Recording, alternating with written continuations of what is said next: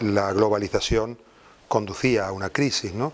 Es la crisis de una manera de concebir la organización económica que supone una total libertad, dicen, en realidad es impunidad del movimiento de capitales y que somete a toda la actividad económica y humana a su lógica de beneficio y de especulación.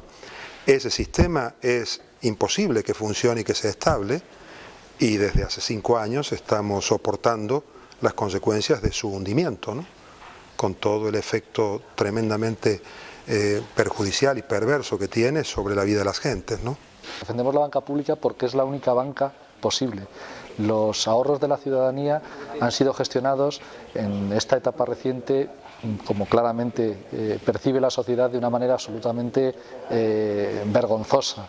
Se han dilapidado en un crecimiento absolutamente desmesurado de los pasivos, de las deudas de las entidades financieras, que a día de hoy les es imposible devolverlas. Ahora mismo el sistema financiero solamente se sostiene por las ayudas públicas que recibe, no solamente el español, el europeo, no solamente el europeo, el de todos los países desarrollados solamente es viable por el apoyo público que reciben.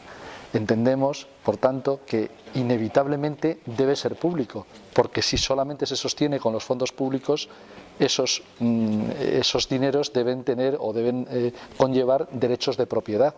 En el sistema capitalista, cuando alguien pone dinero en una empresa, es para ostentar los derechos accionariales que le corresponde poner ese dinero. ¿Por qué en el caso de la banca no debe ser así? En realidad habría que distinguir 2 etapas. Una, la llegada de la crisis, que probablemente sorprendió a todos, incluso a quienes controlan las finanzas mundiales.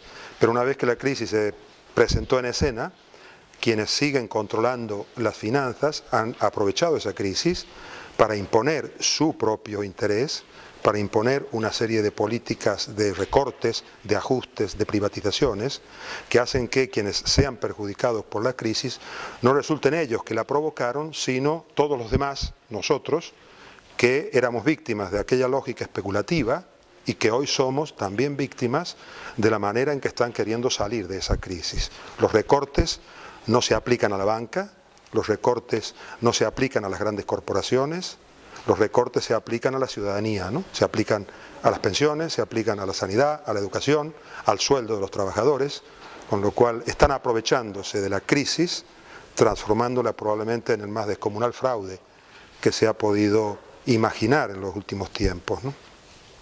No ha ocurrido con los bancos y con las cajas españolas solamente. Especialmente nos importa el caso del sistema bancario español, pues porque es el que nos toca más cerca, pero el fenómeno no es exclusivo de nuestro país.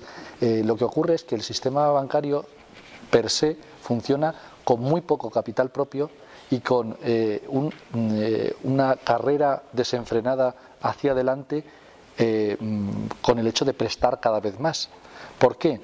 Porque es la única forma de hacerlo rentable. Solo con enormes volúmenes de dinero prestado se puede conseguir hacer rentable ese tipo de negocio. Y eso no es sostenible más que con elevados niveles de capitalización, o sea, con mucho dinero de los accionistas. Pero entonces, si se pone mucho dinero por parte de los accionistas, para un nivel de beneficio dado, la rentabilidad para esas personas que invierten en ese tipo de sector es reducida en porcentaje. Por lo tanto, ¿qué pretenden los sistemas bancarios en todo el mundo? Con muy poca exposición del dinero de los accionistas, obtener unos altos beneficios. Eso solamente puede ser conseguido a base de incurrir en riesgos desmesurados. Riesgos desmesurados que siempre, históricamente ha ocurrido, no es ni mucho menos la primera crisis bancaria, devienen en cracks, en shock, en destrucción masiva de los ahorros de la ciudadanía.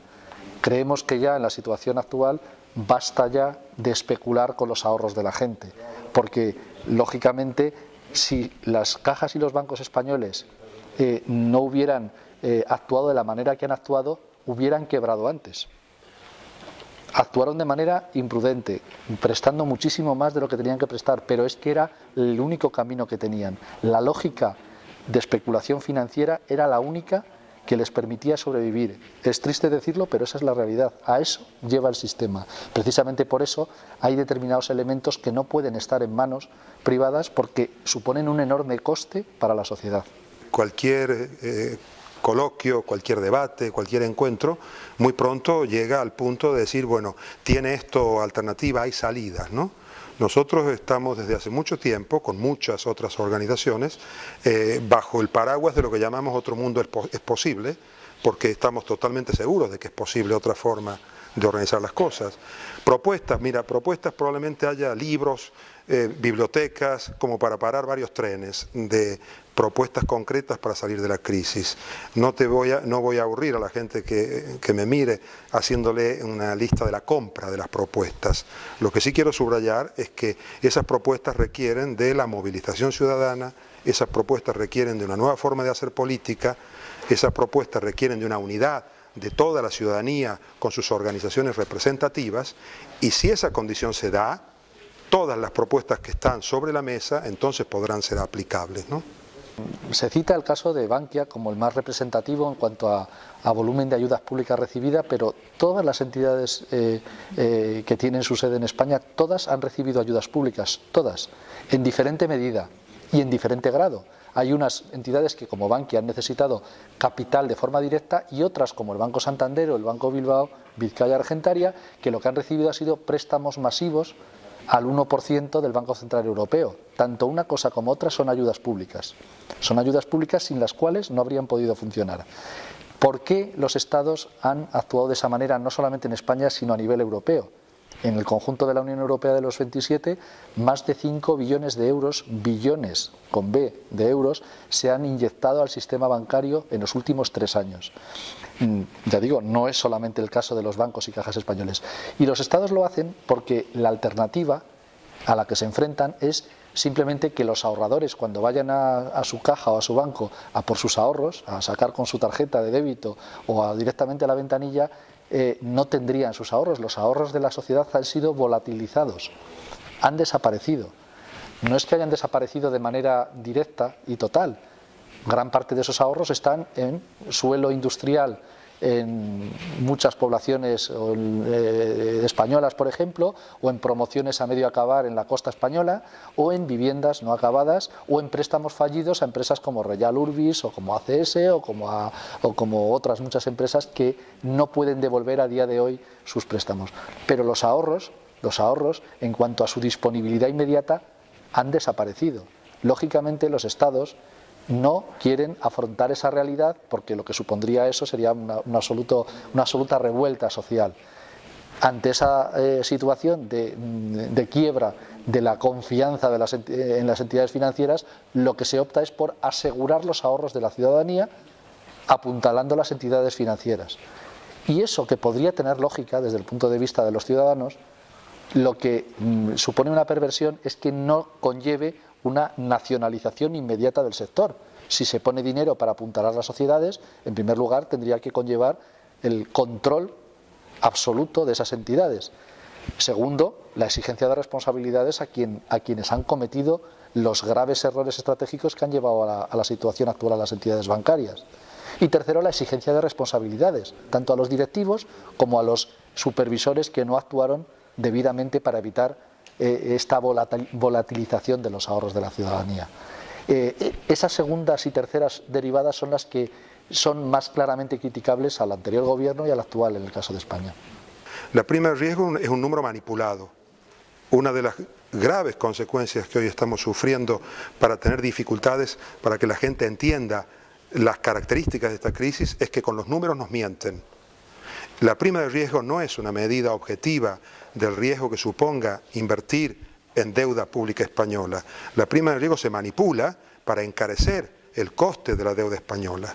Por tanto, te puedo decir, la prima de riesgo hoy probablemente esté, el número exacto no lo tengo en la cabeza, pero en 360, 370 puntos básicos, ¿no?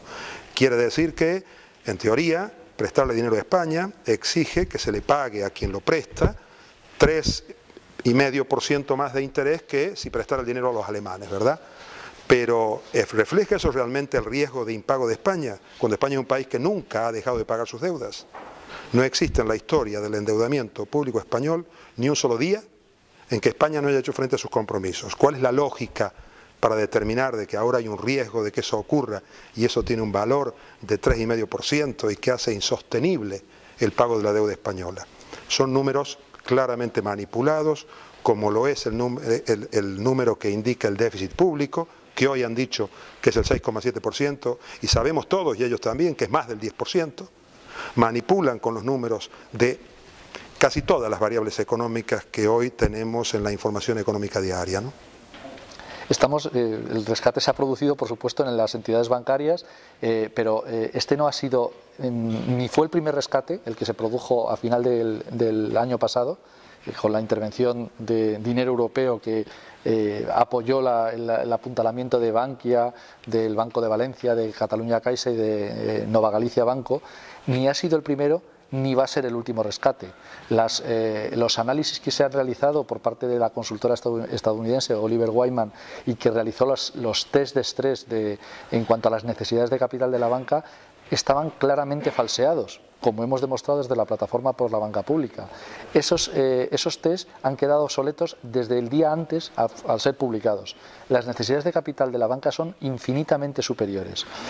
Simplemente para que nos hagamos una idea, la deuda de las entidades financieras, excluidos los depósitos, en España se ha multiplicado por 10 en los últimos 10 años y actualmente supera el 1.100.000 millones de euros.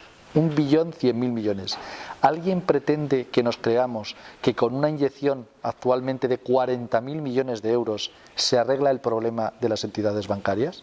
Eso es radicalmente falso. Lo único que pretende el gobierno es ganar tiempo y hacer viable para la población una creencia de que el tiempo curará todo, que los activos volverán a valer lo que valían en el pasado, que el suelo que se ha quedado en manos de las entidades volverá a valer en breve plazo de tiempo lo que antes decían que valía, y todo ese tipo de estrategia se ha demostrado fallida en el pasado y se demostrará en breve que es fallida. Además existe otro problema gravísimo. La crisis no es un aspecto coyuntural, momentáneo. La situación y las medidas a las que están haciendo llevar a la población va a suponer mayores problemas para las entidades bancarias en un futuro muy próximo. Para empezar, el elevado nivel de paro al que está contribuyendo medidas como la reforma laboral implantada, lo que va a provocar es que la deuda va a seguir siendo elevadísima para las familias españolas y con sueldos muy inferiores en el caso de las personas que logren tener sueldo. Lógicamente, esa es una situación absolutamente inviable a corto plazo. Volveremos a ver un rescate, un nuevo rescate, y con dinero público, seguro. Probablemente con los que menos nos manipulen son con los datos que salen del Instituto Nacional de Estadística, de los organismos oficiales que elaboran información. Pero luego esa información está mediatizada por intereses políticos y llega a la ciudadanía deformada, ¿no? El déficit del 6,7% que el gobierno de España ha dicho que corresponde al del año pasado oculta importantes gastos que se han pateado para adelante, para que no aparezcan en el año 2012, sino que aparezcan en el 2013, 14 y 15, se manipula respecto de los datos de recaudación fiscal, porque se ha adelantado el cobro de impuestos al año pasado, que este año se van a dejar de pagar, en concreto el impuesto de sociedades, y se manipula porque, por ejemplo, no se incluye toda la deuda, todo el déficit que ha generado el apoyo a la quiebra del sistema bancario español, que es conocido, por lo menos supone más de 3 puntos de déficit del año 2012. Italia lleva muchos años, además con un paréntesis teórico de estabilidad que precisamente lo ha protagonizado una persona bastante impresentable desde el punto de vista político, y en cuanto a que ha habido bastante inestabilidad teórica en cuanto a mayorías inestables y complicadas. Nadie sabe muy bien cómo va a acabar la situación actual. Lo que está claro es que un planteamiento de los partidos políticos más en la ortodoxia económica sabemos seguro dónde va. Yo desconozco qué posibilidades futuras puede dar alianzas más o menos contra natura que puedan salir de las recientes elecciones italianas. Lo que sí está claro es que la política de Monti sabemos dónde va. Exactamente igual que la política de Zapatero antes y Rajoy ahora. Sabemos dónde va. Va directamente al crack como país. Mientras no se aborde el verdadero problema, que es el enorme sobreendeudamiento, y se alivie ese sobreendeudamiento no solamente a una parte, que es a las entidades financieras y a las grandes empresas, sino a la ciudadanía, mientras no se haga eso, es absolutamente inviable cualquier tipo de solución teórica que no sea echar el balón hacia adelante. Mira, España como nación tiene dentro muchas Españas, quiero decir, no es lo mismo lo que tiene que hacer el gobierno de España actual, no es lo mismo lo que tiene que hacer el Banco de Santander y no es lo mismo que tienen que hacer los trabajadores y los ciudadanos de este país, ¿no? Por lo tanto, para que España tenga una posición única, como sugiere tu pregunta, requeriría antes que todos esos sectores nos hubiéramos puesto de acuerdo en cuáles son las medidas que hay que tomar para que los efectos sociales de esas medidas sean los mínimos posibles, ¿no? Por decirte solo una, que requeriría una enérgica posición política, España tiene que estudiar, analizar profundamente las características de su deuda y probablemente tenga que plantearse una quita de deuda que es imprescindible para poder salir adelante, además de dejar de trasladar deuda privada a deuda pública, como se ha venido haciendo en estos últimos años, ¿no? Respecto de la deuda, es un tema central sobre el cual se tiene que actuar muy enérgicamente, porque es impensable que España, entendida como tú me has planteado la pregunta, pueda hacer frente a ese nivel de endeudamiento, que incluye deudas que la ciudadanía no tiene por qué asumir.